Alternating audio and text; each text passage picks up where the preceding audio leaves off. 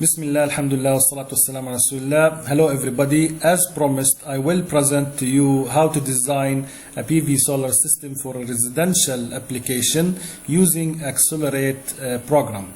As we said, Accelerate is a unique program because it's simple and it can be used by anybody, not only professionals, and it is Excel based, which is widely used. If you have any questions or suggestions, please don't hesitate to contact me here. And you can only change yellow cells, as we said, in this program. If you need to watch an introduction video on our YouTube channel about Accelerate Lite, you can click here. And if you also need to check the assumptions that this program assumed to design your system, you can click here.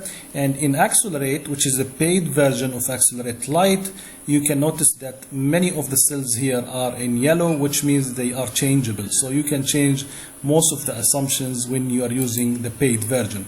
Going back to home, I will leave the links for Accelerate and Accelerate Lite to be downloaded whenever you want under this video. I will also leave a link for our YouTube videos that will help you understand more this program and why is it very important. Please also like us on Facebook and YouTube to help us accelerate Solar Accelerate. Let's start. So to use the program, there is a first step here. We just need to enter the project name. For this example, I will just use Firas Home in Gaza. So the second step is to enter the project location PV power potential, and this is from the photo here, which is the photovoltaic power potential map. We just go to the location, and for this example, I'm located here in Palestine, in Gaza Strip, and the color here is almost orange. So I go to this index and I will check what number represents the orange, which is almost 5.2. So I will just go here and choose 5.2. And this is 5.2 kilowatt hour per kilowatt peak, which means that at this location, if I install 1 kilowatt peak, I will produce 5.2 kilowatt hour of energy daily per yearly sum. The third step, which is only available in the paid version, it is to enter the average monthly electrical payment for each season. So the average monthly payment in the summer season for our example is $210, and in winter it is almost 170, and in spring it's almost 100, in autumn it is 80. So after that, we are done with the third step. We click next.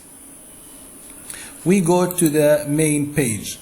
Okay, in the main page you will notice that I have already the project name that I have entered, and we'll go to the fourth step, which is the daily load schedule during the season. Okay, for our example, we will choose the summer season since I have the most loads in summer.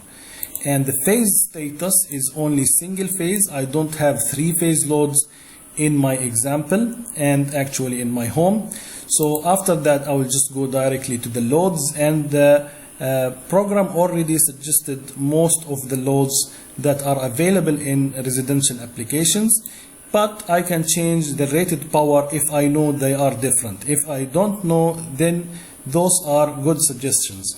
So I know that my rated power of the lights that I'm using is 14 watts, and the quantity I want to switch on during a summer day is 3, and I want them to work for 2 hours during the day, and the night I want 8, and I want them to work for 6 hours.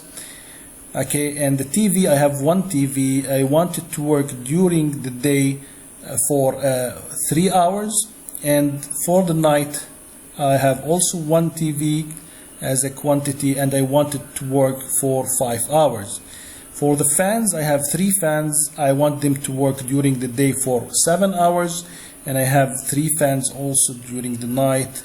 I want them to work for 10 hours. Remember also, the program will help you in so many ways. One of them is that if you enter a day with more than 24 hours, then it will turn red. For example, if you put here 15, then it will turn red, which is a total of 25 hours, and that's not logical for one day. So we'll go back to 7, and I have continued to enter the other loads. And remember, if you don't have to switch on heavy loads during the night, please don't do that, because in PV solar systems it is cheaper to switch heavy loads during the day. And if you only need to switch heavy loads during the night, then you just need to switch them the minimum time. Okay, I have completed the load schedule, but here I also need to put the quantity of the simultaneous loads that are going to be working together. So the lights, I might have 8 lights working at the same time with 1 TV, at the same time with 3 fans, and maybe 2 computers, also refrigerator at the same time, air conditioner, maybe 2 air conditioners will work at the same time, maybe 1. I think maybe 2 also. Water pump, no, and water heater, no, but maybe a washing machine, maybe a washing machine. Okay, 1 washing machine might work at the same time. Okay, so security cameras, yes, the system of security cameras will be working. So this is done for the daily schedule for the summer season. Okay, the program will directly calculate the energy needed for that day, which is, for this example, is almost 48 kilowatt hour. Okay, using the hybrid inverter, the program will ask you to choose which hybrid inverter are you going to use. Okay, there is a built-in list of inverters that are made by a company called Voltronic, and soon this will be updated with other companies and other models. But for this example, I will use Infinisolar V2 5 kilowatt, which is a hybrid inverter that can also feed the excess to the grid. So these are the specifications of this inverter. And do I need storage with this design? Yes, I have to select yes.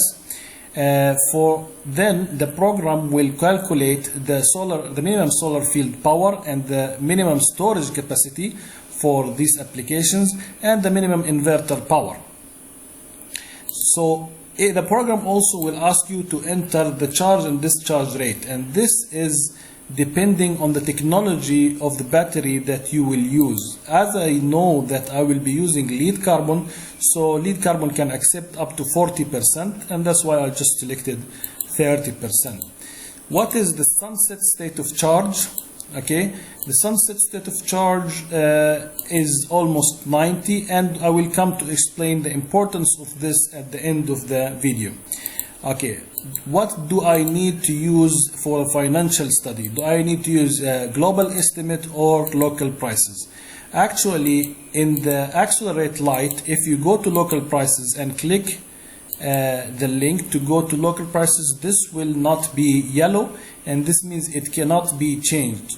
But in Accelerate, the paid version, you can change and do more accurate design, because you will just put the actual prices and maybe quantities and even life expectancy that will suit your global location. But for our example, I will go back to global estimate. Remember that Accelerate Lite also allows you to enter the other power sources if you wish to use them, but you have to enter the hours, which is the duration. How many hours are you going to use other power sources? And if you need also to use those power sources to charge the batteries, then you need to put the duration in hours here and what is the charging power. But for this presentation, we will just put them 0, and this means that we will only use PV solar as our energy source. I will divide this video to 2 videos just to avoid the lengthy, boring presentation. Please follow me in the next presentation.